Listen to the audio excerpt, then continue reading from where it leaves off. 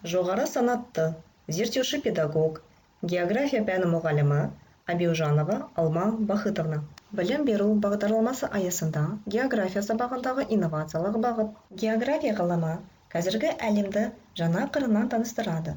География сабағында тек әлем экономикасы ғана емес, саяси жағдайлар әлемге үлкен жаңалықтар әкелген трансұлттық корпорациялар жайында, әлемдегі ғылым мен техникада болып жатқан жаңалықтармен қамтылған өте қызықты пән болып есептеледі. География сабағында инновациялық бағыт, ақпараттық коммуникациялық технологияларды пайдалану, ғылымдағы инновациялармен таныстыру, оқушылар құзыреттерін танымдық тапсырмалар арқылы дамыту, модульдік оқыту технологиясын жүзеге асыру, ойын технологиясын пайдалану, ақпараттық коммуникациялық технологияларды пайдалану, ғылымдағы инновацияларға тоқталайық. Экспо 2017 шарапаты 50 мегабайт болатын ірі күн электр станциясы Қазақстан индустрияландыру картасына енген Жамбыл облысында орналасқан Борны салар бір.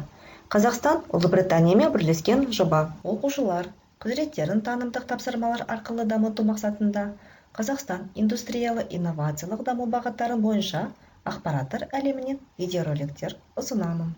Қазақстан мен Өзбекстан бірігуінен Chevrolet машина жасау саласы 28 наурызда 2020 жылы Қостанай қаласында ТО Сарыарқа автопром Қазақстан Республикасы премьер-министрі Асқар Мамин қатысуымен автомобиль Chevrolet шығарылды. Инновациялық бағытта сабақ беру әлемдегі ғылыми өзгерістермен қатар қосымша деректермен толықтырып отырған тиімді. Оқушылардың сабаққа деген қызығушылығы артады. Мен онлайн кесім картадан солтүстік Европа елдерін көрсетемін. Исландия,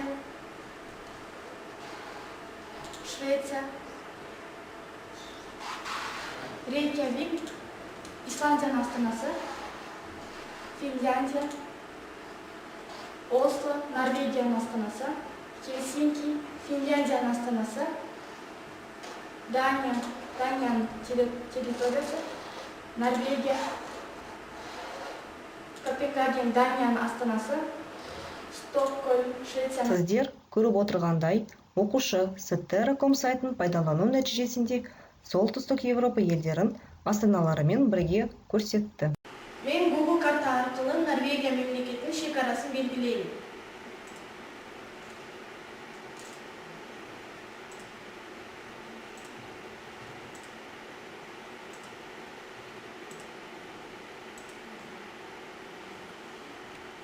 Мен кит ретінде Петербург қаласына саяхат жасаймын. Петербург Швейцарияның екінші ірі қаласы. Қалада әлемге әйгілі Volvo концерні орналасқан. Мен кит ретінде Торвальдсен музейінің экспонаттарын көрсетемін. Музей Торвальдсен Данияда. Музейде дат скульпторының өнерлері көрсетілген. Торвальдсен Николай Коперникке ескерткіш жасаған. Венера скульпторы Ганимед Бүркітпен атты туындыларымен әлемге әйгілі. Музейде 20 мыңнан астам экспонаттар бар. Мен Google карта арқылы Тронхейм қаласынан Эстерсунд қаласына дейін көлікпен барамын.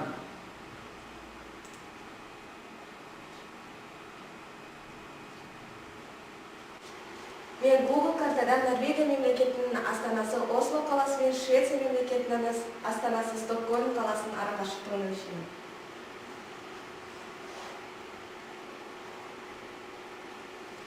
Осло қаласы мен Стокгольм қаласының арақашықтығы 414 км. География сабағында модульдік оқыту технологиясын жүзеге асыру тапсырмаларды қарапайымнан күрделіге бағыттау болып табылады.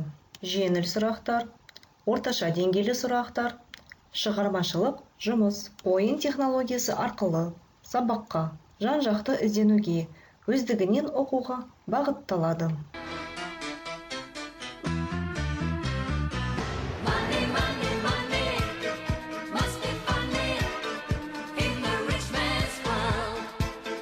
Skype интерфейс мобильді байланыс пен АБА квартеті шыққан мемлекет. Өнеркәсіптік инновацияға өз үлестерін қосқан елдер қатарына жатады.